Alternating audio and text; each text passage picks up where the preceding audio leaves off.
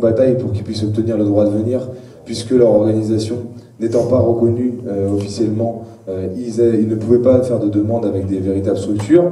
On a dû intervenir à l'aide de députés communistes auprès du Quai d'Orsay, auprès du ministère pour débloquer des visas. Malheureusement, l'attente était longue et éprouvante. Il n'y a que Abdi qui a réussi au final à tenir et à venir nous rejoindre. Il a passé donc, on a ouvert le camp d'été par une plénière sur le Sahara occidental et Abdi est resté passer tout le séjour avec nous.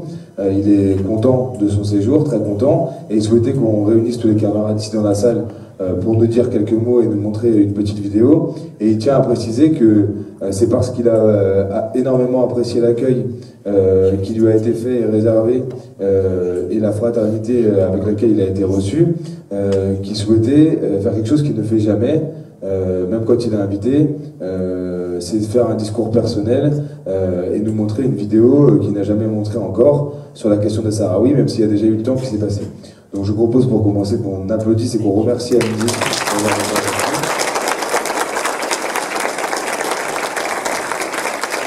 Merci beaucoup.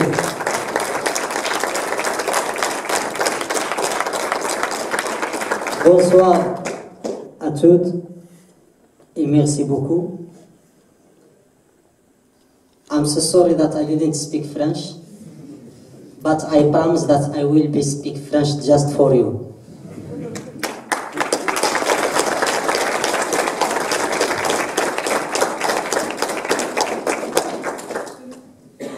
Like my brother and my comrade, he said, this is something special for you.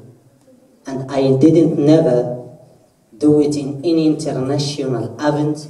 I participate and represented the Sahrawi people and the Western Sahara. So I will speak by Arabic because we are recording this in video. Can the Sahrawi youth and the Sahrawi people understanding what I told you?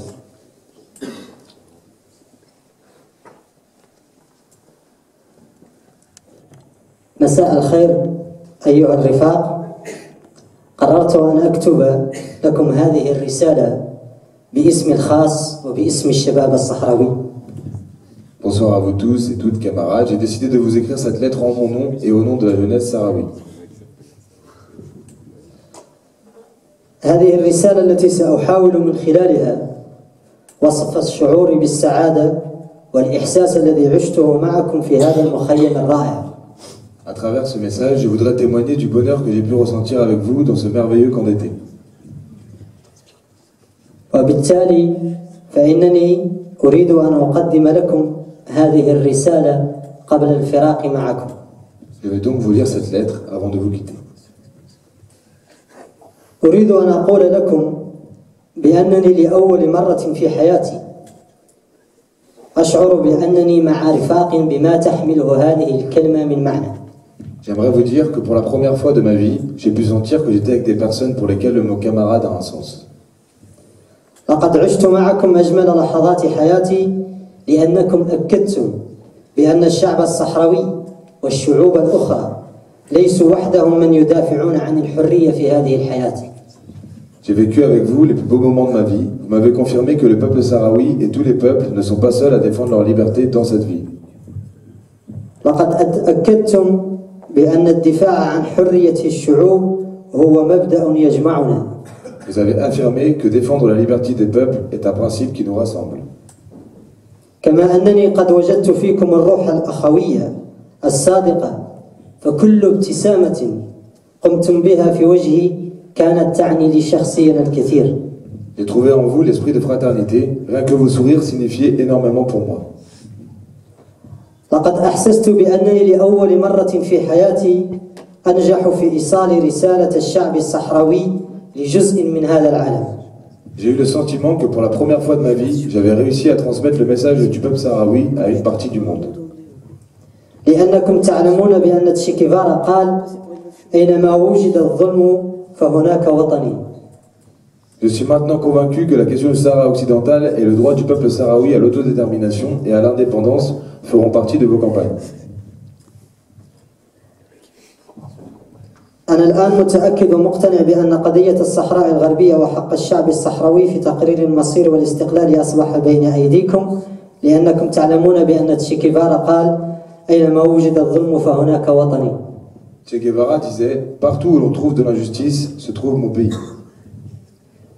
والآن الصحراء الغربية هي وطنكم لأن هناك الكثير من النساء والأطفال والشيوخ يعانون من الظلم المغربي. Le Sahara occidental est donc une de vos patries. Là-bas, il y a beaucoup de femmes, d'enfants et de personnes âgées qui souffrent de l'injustice marocaine.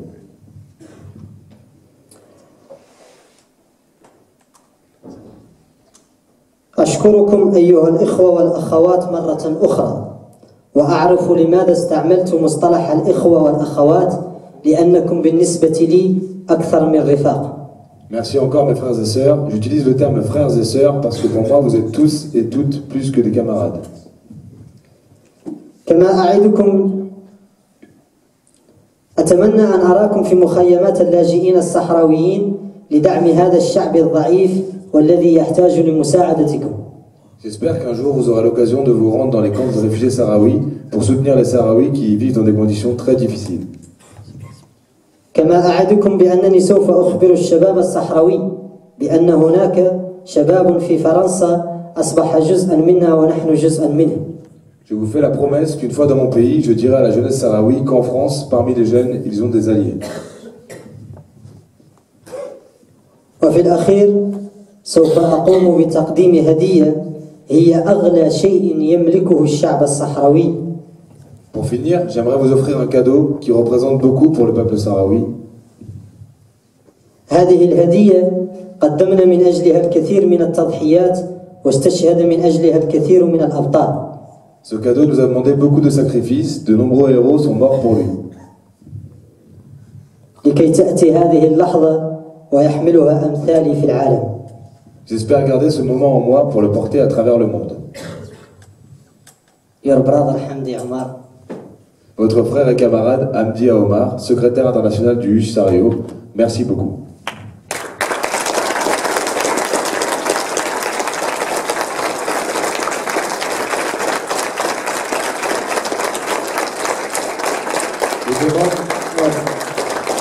Je demande à ma sœur et camarade Camille Aîné, secrétaire général de l'UCF, de recevoir ce cadeau de la part du peuple sahraoui. Este le cadeau, le drapeau sahraoui.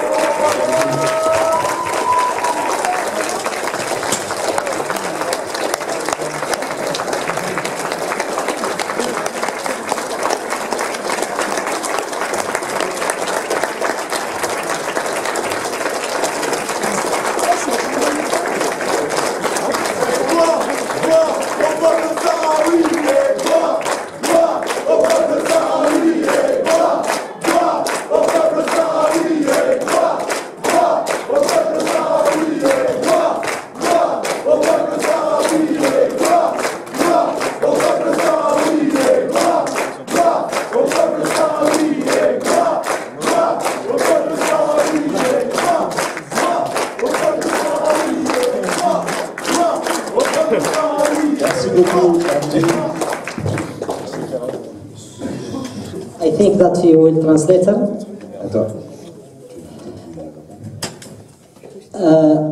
Now I will show you short video because I told you that you are part from us and we are part from you. This video, it's about Claude Monjan. She is a French woman and she is married with Sahrawi man, and her husband is now in the Morocco prisons. And it's by French language, and you will understand the situation between us and you. Thank you.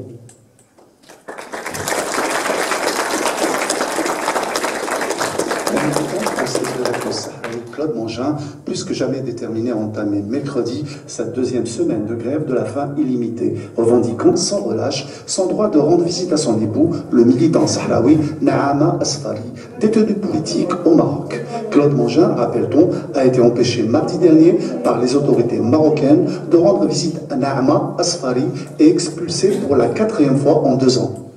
Lors d'une conférence de presse organisée à la mairie d'Ivry-sur-Seine, Claude Mangin, qui s'était habitué à jeûner pendant 8 jours en solidarité avec son épouse, s'est montré quelque peu sceptique quant à sa capacité physique d'observer cette grève de la faim jusqu'à la satisfaction de sa revendication légitime garantie par la Convention de Genève en matière de droits humanitaires que le Maroc, a-t-elle dit, en est signataire.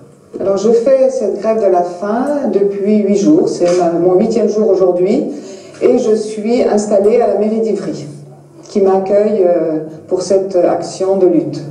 Et pourquoi vous faites cette grève de la faim? Alors j'ai entamé cette grève de la faim, faute d'avoir un autre moyen d'obtenir le droit de visite de mon mari, en prison depuis 7 ans et demi maintenant, puisque je suis depuis maintenant octobre 2016 interdite de séjour au Maroc. Je ne peux pas pénétrer sur le territoire marocain. 4 fois j'ai essayé, 4 fois j'ai été refoulée et la dernière fois c'était le 16 avril. Donc j'ai décidé de commencer une grève de la faim le 18 avril 2018. Depuis le début, Claude fait partie de la ville, milite dans la ville et donc on ne peut pas proprement parler de déclic. On a accompagné toutes les étapes de son combat jusqu'au jour où on a fait Naama Asfari citoyenne d'honneur de notre ville.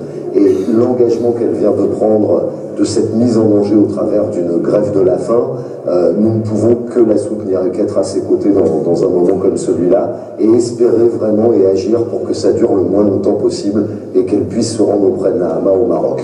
Pour rappel, 19 militants sahraouis ont été lourdement condamnés le 19 juillet 2017, au terme de ce procès où les seules preuves présentées restent des aveux signés sous la contrainte. Les prisonniers politiques sahraouis ont été dispersés dans cette prison à travers le territoire marocain. C'est un décompte que les habitants de Vitry-sur-Seine regardent évoluer avec inquiétude, car c'est ici que Claude a élu domicile. Le sourire affiché pour dire sa détermination à mener son combat, celui d'exercer son droit de visite à son mari dans les geôles marocaines, malgré les signes d'une détérioration de sa santé. Voilà ma balance sur laquelle je me suis pesée plusieurs fois. J'ai aujourd'hui perdu 10% de mon poids, qui commence un peu à être embêtant. Plus qu'embêtant, tous les signes fondamentaux de son corps sont en nette baisse d'après son médecin qui la suit quotidiennement. Claude est en effet rentré dans la deuxième phase de ce qui caractérise les grévistes de la faim. Justement, les associations de soutien à Claude ont fini par recevoir un courrier de l'Élysée qu'ils estiment très encourageant et qui charge sans réserve le ministre des Affaires étrangères français de prendre contact avec le Maroc et de permettre à Claude de voir son mari. Une réaction pas assez rapide ni assez forte, a déclaré l'avocate de Claude Mangin. On est face à une situation qui est complètement hallucinante, puisque nous en sommes à un stade où les ressortissants français sont même victimes des représailles. C'est-à-dire, Madame Mangin, pour être mariée à un Sahraoui, elle voit ses droits fondamentaux bafoués. Elle se voit expulsée d'un royaume pour la seule raison d'être mariée à un Sahraoui. Il n'y a pas d'autre motif de lui interdire d'entrer sur le territoire marocain. C'est uniquement parce qu'elle est mariée à un Sahraoui. Moi, en tant qu'avocate, parce que je suis avocate de prisonniers politiques, je suis victime de violences sur le territoire marocain et je suis expulsée. Malgré les preuves physiques, Claude, quant à elle, est inquiète pour son mari Naama, dont elle n'a plus de nouvelles. Alors j'en ai eu, mais depuis 3 jours, j'en ai plus. Et je pense que personne n'a de... Les autres amis ont des nouvelles des autres prisonniers, des musiques dans les autres prisons. Et la prison de Kenitra, c'est le blackout, donc depuis jeudi. Et je pense que c'est tout à fait lié à mon action. Claude, qui a bénéficié du soutien de plusieurs personnalités européennes et françaises, appelle tout le monde à la soutenir en signant l'appel lancé par une 50aine de personnalités telles que Kerry Kennedy, Javier Bardem ou encore Pierre Richard au président Macron. Un appel lancé il y a 3 jours et qui a rassemblé déjà 2100 signatures. Son histoire a touché jusqu'au plus haut sommet de l'État. Claude Mangin entame sa 4e semaine de grève de la faim dans la mairie de sa commune. Cet enseignant de 61 ans, habitant d'Ivry-sur-Seine et que nous avions déjà rencontré fin avril, se bat pour avoir le droit de rendre visite à son mari emprisonné au Maroc. Elle ne l'a pas vu depuis près de 2 ans. Yannick Legall et Pierre de Baudouin. Les traits sont tirés et le visage fatigué. 23 jours après son début de grève de la faim, Claude Mangin est affaibli. Chaque jour, amis et soutiens se succèdent pour lui tenir compagnie. Si mon corps tient aussi, c'est aussi parce que mon mental est solide, que moralement, physiquement, mon âme, mon corps et mon esprit sont bien alignés. Parce que je sais pourquoi je suis là, je sais pourquoi je le fais, c'est une cause juste. Depuis 2 ans, Claude ne peut plus voir son mari, prisonnier politique sahraoui incarcéré au Maroc. À chaque arrivée à l'aéroport, elle est refoulée du territoire. Aujourd'hui, elle se prive de nourriture simplement pour revoir son mari. Bonjour Claude. Quitte à risquer sa vie. Comment tu te sens aujourd'hui? Plus lente. Chaque jour, un médecin est là pour vérifier l'état de santé de cette patiente hors du commun.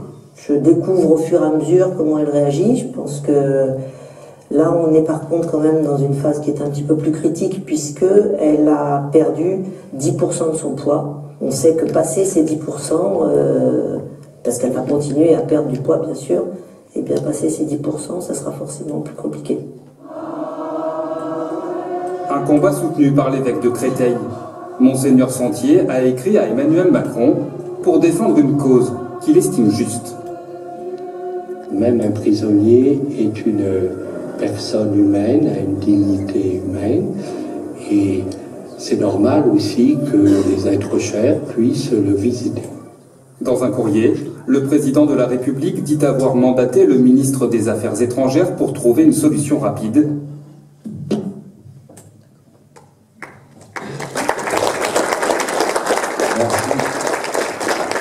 Merci beaucoup Hamdi pour cette vidéo. Merci beaucoup Hamdi pour cette vidéo et je crois que Camille voulait dire un mot aussi pour te remercier de ta venue. Oui, eh bien merci beaucoup à toi d'avoir été présent et d'être venu à notre camp d'été. Du coup, bon, on a fait ce débat en début de camp et on a pu profiter de la présence d'Hamdi pendant tout le camp. Et voilà, je pense que je vais pas être plus longue que ça, mais on a réaffirmé à cette édition du camp d'été notre évidemment volonté à faire en sorte que le peuple sahraoui puisse être libre et puis plus largement notre attachement à la liberté de tous les peuples. Et je pense qu'il faut continuer comme ça parce qu'évidemment on le fait à tous les camps d'été, mais c'est aussi une des essences de notre mouvement. Donc voilà, j'ai envie de dire vive la liberté de tous les peuples et il faut qu'on continue à être solidaires avec nos amis partout dans le monde. Voilà, merci à toi et merci à vous. Merci, comrade. Merci.